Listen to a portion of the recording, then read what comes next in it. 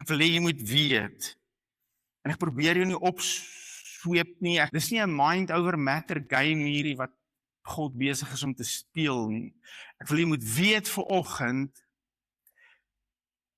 en as ek sê launch, ja, dit kan geld ook wees, dit kan goed ook wees, maar ek is meer geïnteresseerd in die geestelike gawes wat hy in jou wil wakker maak, wat hy deur jou wil gebruik. Jy sien, God is God, hy kan doen wat hy wil, maar dis sy begeerte en dis sy vreugde om dit deur my en jou te doen.